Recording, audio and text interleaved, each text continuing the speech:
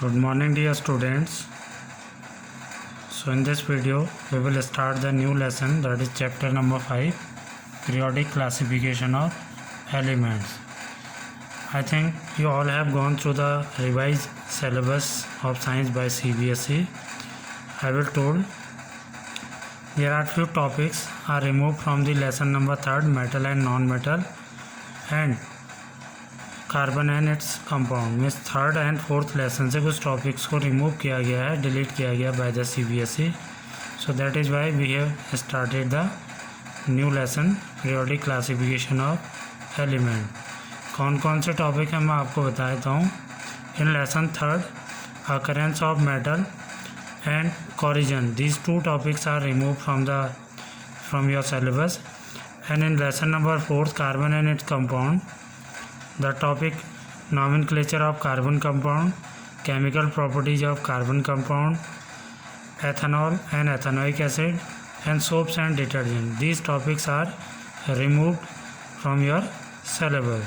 So up to homologous series in lesson number 4, up to homologous series जो मैंने आपको बता दिया है, जहाँ तक आपको वीडियो पोस्ट कर दिए गए हैं होमोलोगस सीरीज़ तक, वहाँ तक आपका लेसन नंबर 4 में सिलेबस हो गया है. एंड इन लेसन नंबर 3 में प्रॉपर्टीज ऑफ आयनिक कंपाउंड्स तक आपका सिलेबस हो चुका है. ठीक है, तो कुछ टॉपिक रिमूव कर दिए गए हैं. So that is why we have started the lesson number 5, that is periodic classification of element. ठीक है, सो स्टार्ट करते हैं. We know that up to the end of 17th century only a small number of elements were known. Therefore it was very easy to study and remember the properties of such type of element. But as we know, gradually with the development of chemistry, several new elements were discovered. At present, आपने 9th में पढ़ा होगा, at present there are 118 elements are known to us. Means 118 element अभी तक present में हमें पता है. ठीक है, and each of these elements show different properties due to the different kind of atoms constituting them. These have very different types of properties and forms millions of compounds. ये 118 elements millions of compounds का formation करते हैं, because इनकी properties different properties होती हैं. So it is therefore impossible to remember the properties of each element and its compound.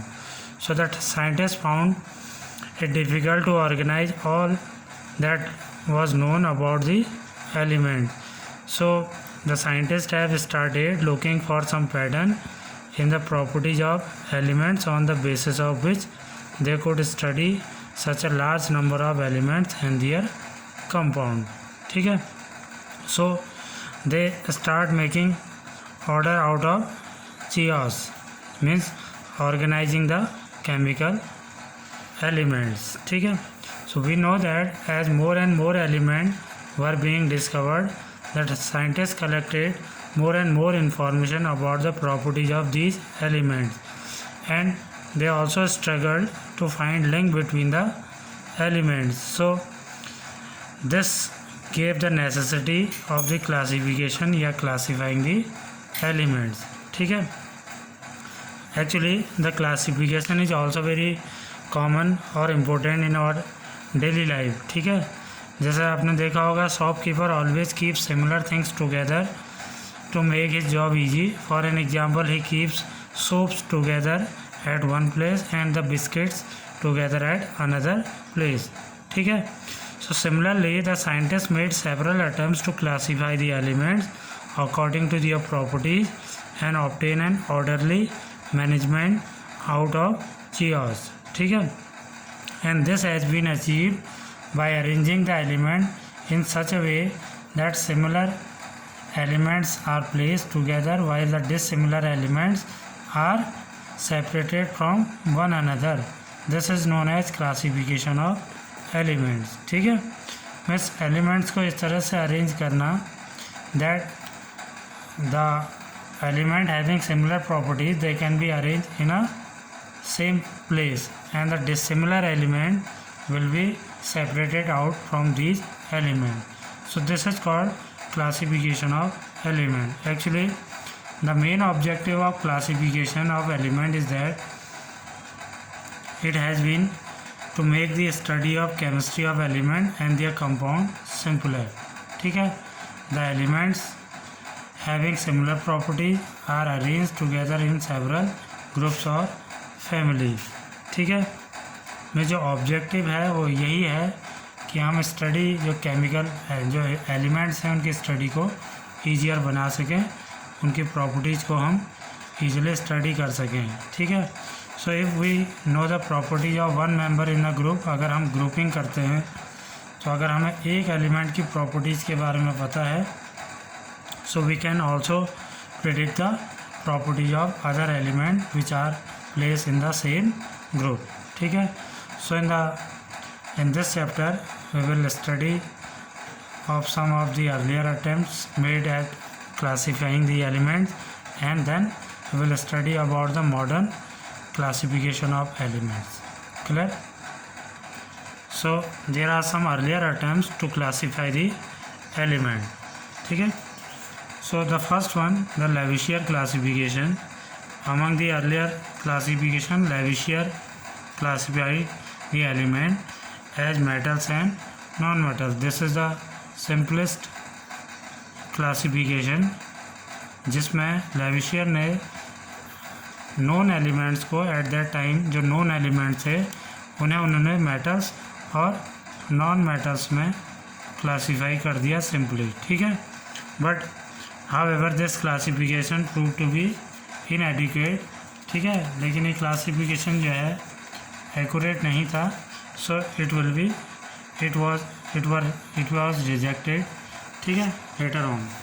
After that, Dauvergners in 1817, that John Wolfgang Dauvergne, a German scientist, tried to arrange the elements with similar properties into groups. ठीक है, this is called Dauvergners triads. ठीक है, इन्हें Dauvergners triads कहा जाता है. So he classified the element in grouping of 3 elements. इनका जो क्लासिफिकेशन था वो बड़ा सिंपल था. He arranged the element, he make the group of 3 elements. ठीक है, 3 elements का एक ग्रुप बनाया, and this group is known as triad. इसी ग्रुप को हम triad कहते हैं. Triad means the group of 3 elements. ठीक है, Dauvergne showed that the element in a triad had similar properties and the atomic mass of the middle element is approximately equal to the average of the atomic masses of the other 2 elements. ठीक है, tried में ये show किया गया था जो middle element है in a triad, there will be 3 element present in a triad, and the atomic mass of the middle element is रफली equal to the average of the atomic masses of the first and second element, third element. ठीक है, कैसे?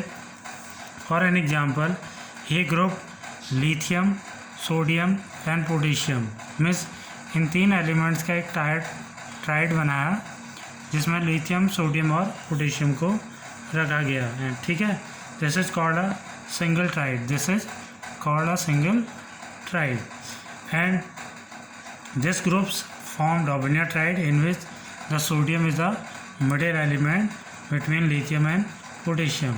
ठीक है, the atomic mass of lithium is approximately 6.9, इसका approx होता है 7. ठीक है, average atomic mass. Sodium 23.0 and potassium 39.0. ठीक है, so according to the Dauvergne the atomic mass of the middle element है यहाँ पे सोडियम. ठीक है, and the atomic mass of the sodium is 23. तो according to Dauvergne the average atomic mass of the first and last means third element is रफली equal to the middle one. It means lithium और sodium potassium के atomic mass का ratio अगर हम निकालें that is equal to 6.9 plus 39.0 upon 2. Average निकालेंगे तो 9 it will be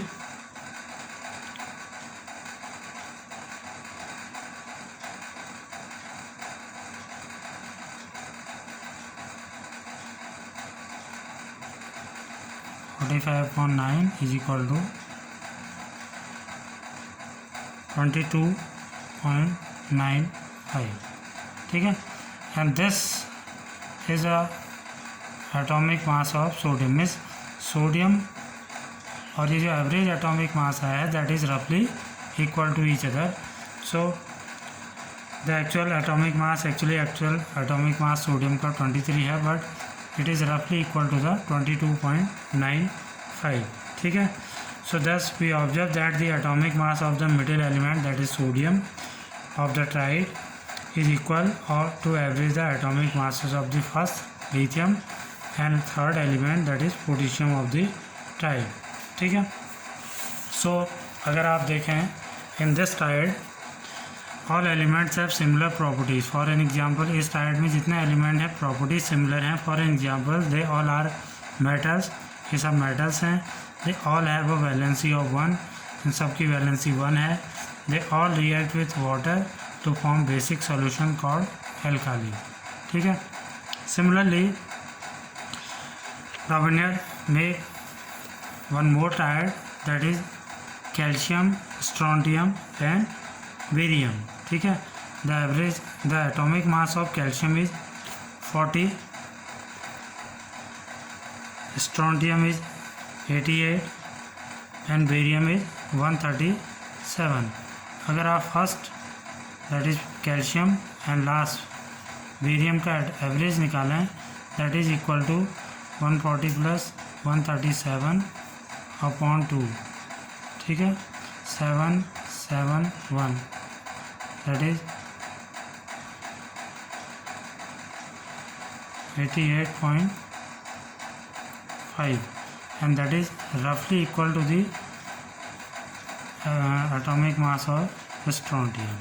Similarly, there is another triad which is made by the Dauber-Nair, that is chlorine, bromine and iodine. ठीक है.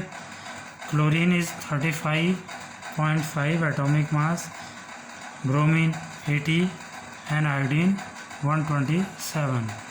The average of the first and third element अगर निकालें 35.5 plus 127/2.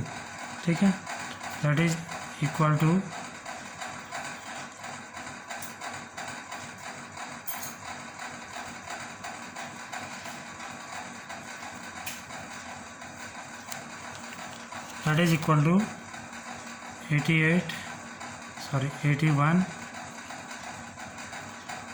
81.25.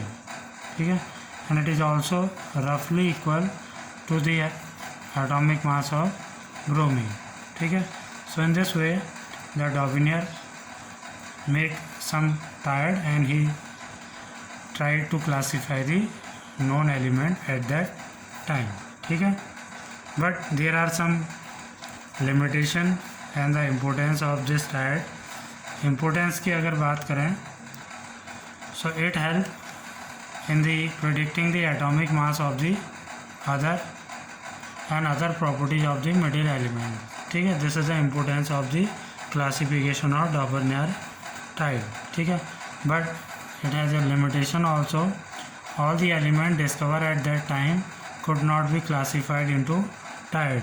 means जितने known element थे Dauber-Nair failed to classify all the elements known at that time, या classified into tides वो नहीं कर पाए थे सारे एलिमेंट्स को.